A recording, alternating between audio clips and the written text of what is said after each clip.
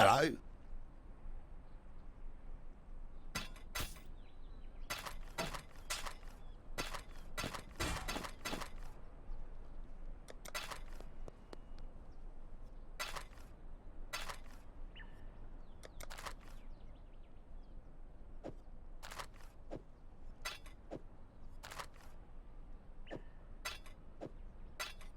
Stay out of the shadows.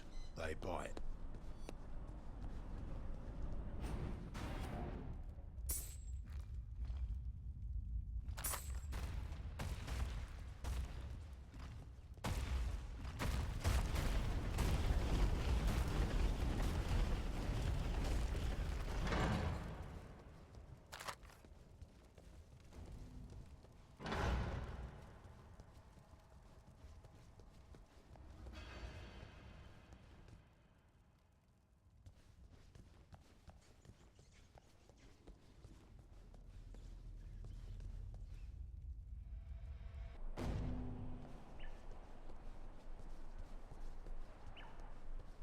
What's going on?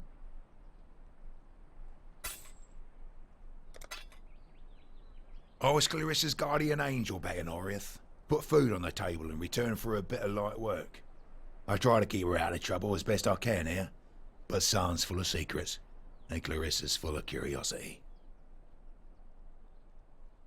She's just so ample, is our Marimore. In my mind, you'll find no saucier specimen of womanhood. It's her tattoos and that fancy talk she does. Intoxicating. She's a cool one, though.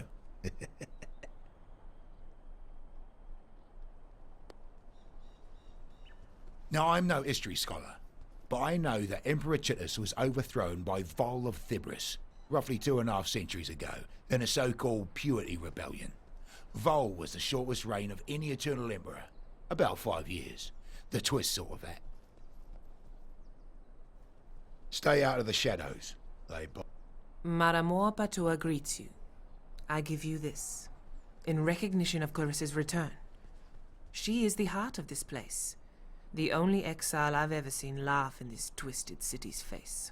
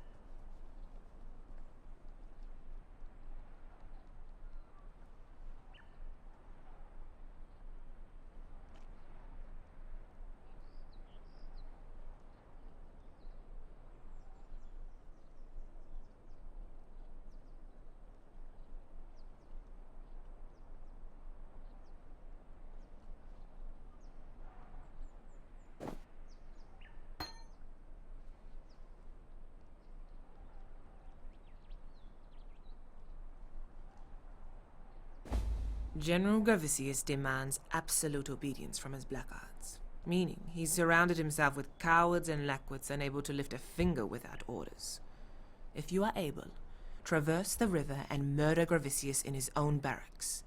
You'll be ripping the very mind from the skulls of our enemies. Clarissa will weep for Tolman. She must. The cloud is darkest before the rain. Hagen is a man of many claims, and those claims seldom dance harmoniously together.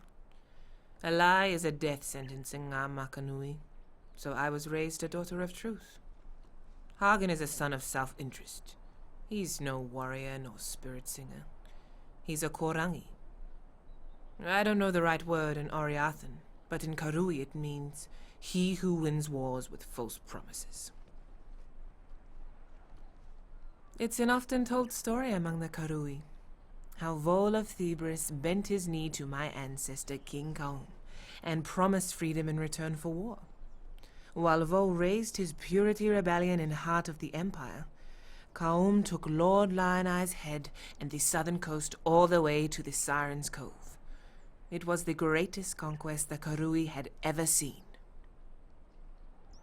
If I knew how to cross the river safely, I'd be wearing Gravicius's head on my belt. Talakura, go with courage.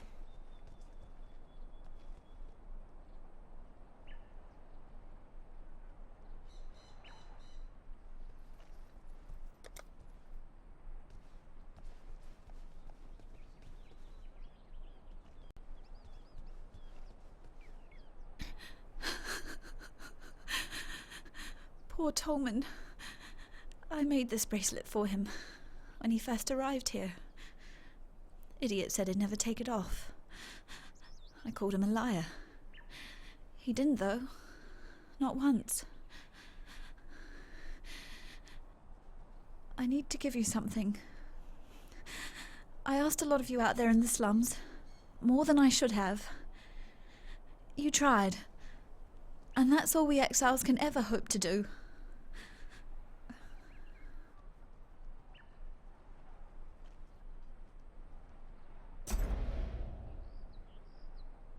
Be careful.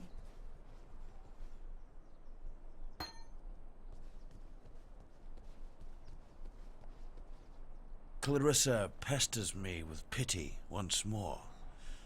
There's only so much broth, so many bouquets that a man can take. For a criminal, she has a strangely soft center, that one. I walked halfway across this forsaken continent because of an ode. Of jewels and eternity, it's called. For twinkled promises of jewels and eternity, the gemling queen gave her heart and body to the king of shades for one more day in the sun, the last day in the sun. That's but a portion of the full epic. The gemling queen lived, and she's the enigma behind the fall of the Ezomites and the Eternals both. Look to the Solaris Temple to the northeast. Find the Gemling Queen's remains before piety does, and destroy them.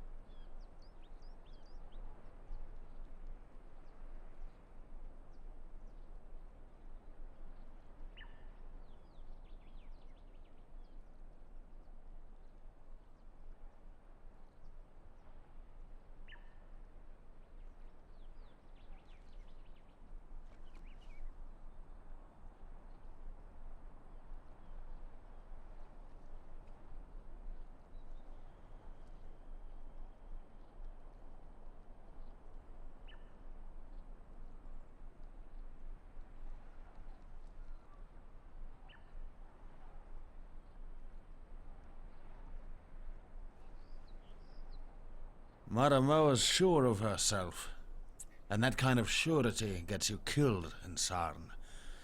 You and all those around you. Hagen's got the right idea. Don't believe in anything that you can't trade or eat.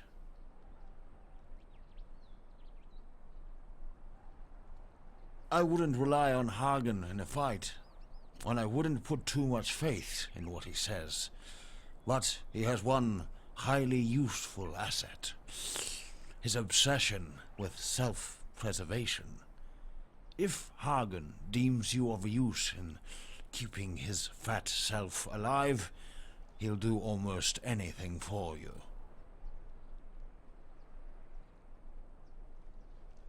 Death came to town. The roaring Ezomites wore red.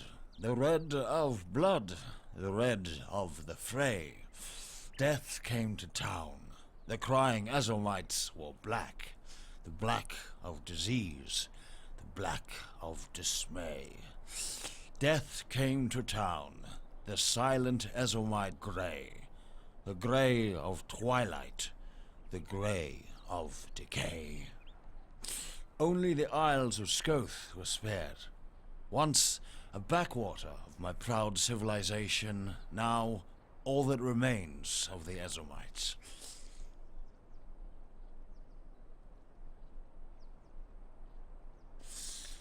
I tried to penetrate the Solaris Temple in the northeast. Almost got myself killed by the bloody ribbons that guard the place. Bizarre, floating tapestries they are. Creatures of cloth and thaumaturgy. Fortunately, a few legionnaires got in the way. While the ribbons eviscerated them, I ran straight into Gravisius. He dragged me over the bridge to the Lunaris Temple in the west and put me in Piety's tender care. Didn't say a single word to me the whole time. I was nothing but a spoil of war to him. Tread carefully, Exile.